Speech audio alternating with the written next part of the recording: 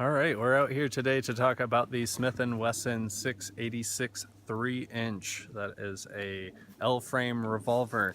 I have it in my Aguila paddle holster, not a paddle holster, sorry, this is a pancake holster. I got this on Amazon for anyone looking. It's really hard to find a good holster for a 3-inch 636. I do have one from Craft Holsters for inside the waistband. I could show you guys later if you're interested, but anyway. This is the Smith&Wesson 686 3-inch. This is loaded with 38 special, 38 plus P right now, just because we're going to do some plinking at a target over here. But this is a 357 Magnum, and we will shoot some of those later. I did get the Talo Deluxe Edition. They do have rosewood grips that come down longer, but what I've found is that the finger grooves in those make it so you grip lower. I wanted to get a higher grip, less recoil, so I got these on from gungripsupply.com for anyone interested. Pretty cheap. I believe Tina is the lady who owns that company, and she was really nice getting this order together for me. So we'll take some shots with this and let you know what we think.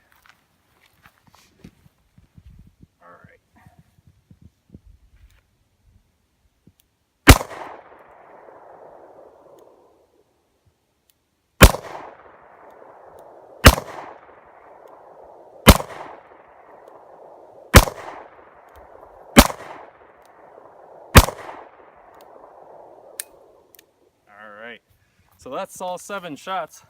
This is a chamber holds 7 rounds in it, which is pretty cool. Most of these revolvers you see are 6 shooters, but you know, the 686 and a few other companies make some cylinders with 7 round capacity. So we could take a walk up here and show you where I hit. Definitely do not shoot this revolver very often. I got it about a year ago, and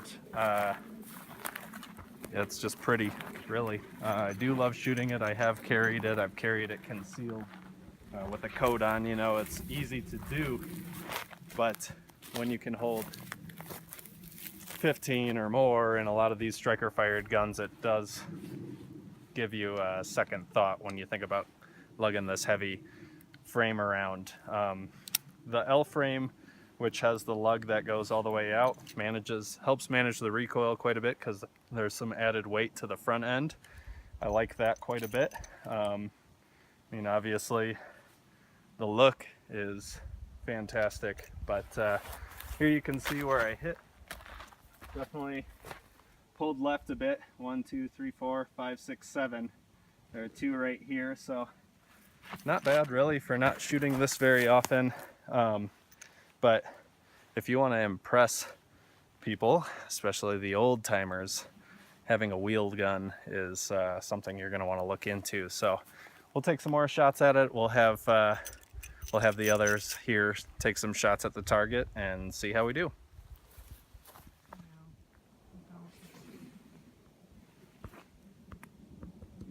Oh God.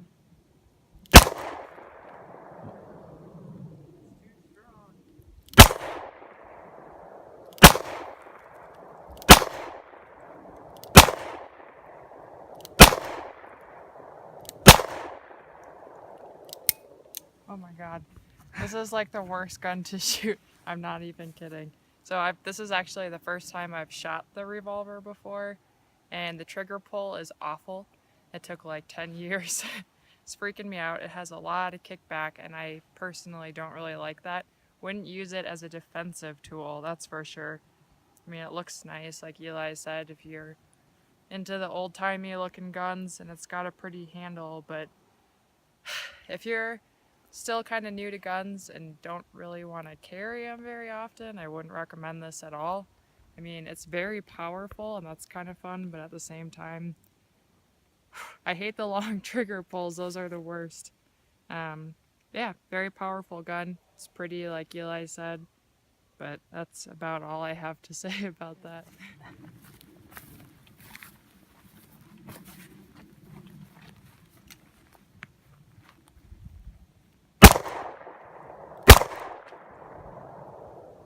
Hit the cheese wedge. Every time. Cheese cube. Cheese cube.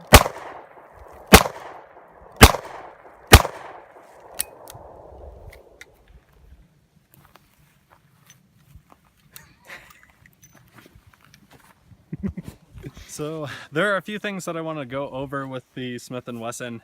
Kirsten mentioned the long trigger pull. It is a double action.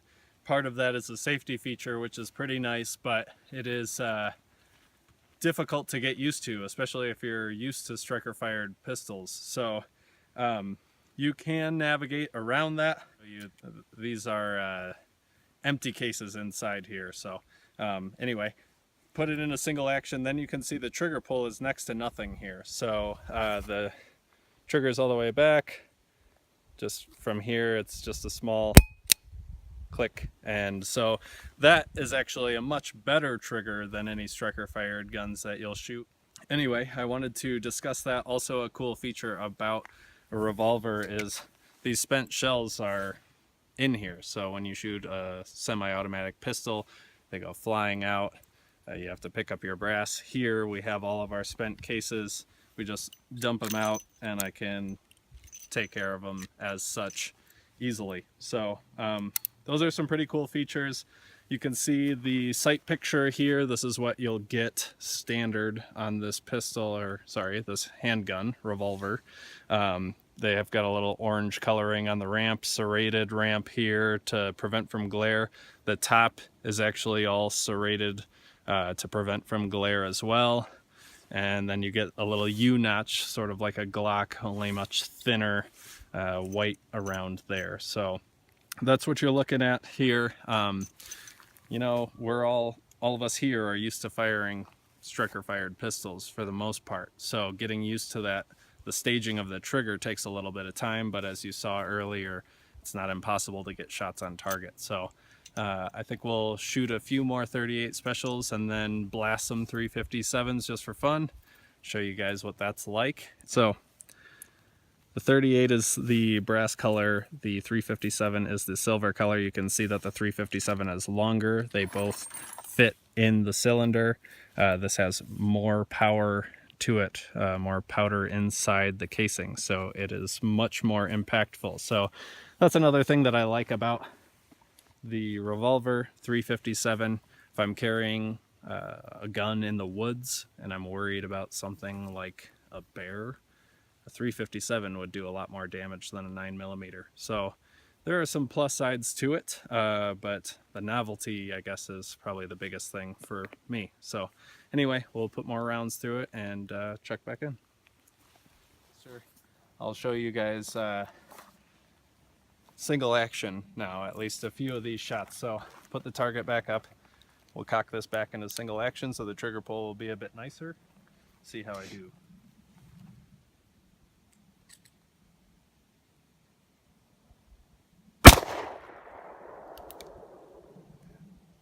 We'll just hit the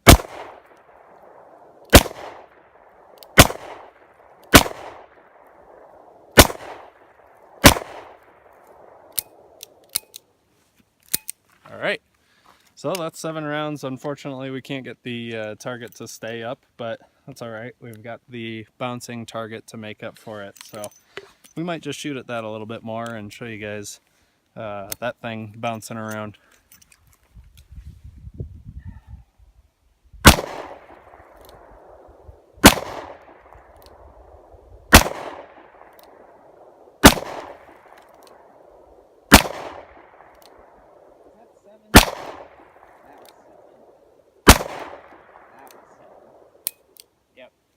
Tell us how you feel. Single action isn't bad. So now we'll try it with some 357 we got loaded up in here. Hopefully I can hit this little cheese block. It does give you a different sense of feeling when you know that there's 357 Magnum loaded in here versus a 38 special, just because there's that much more firepower. So let's see how this goes.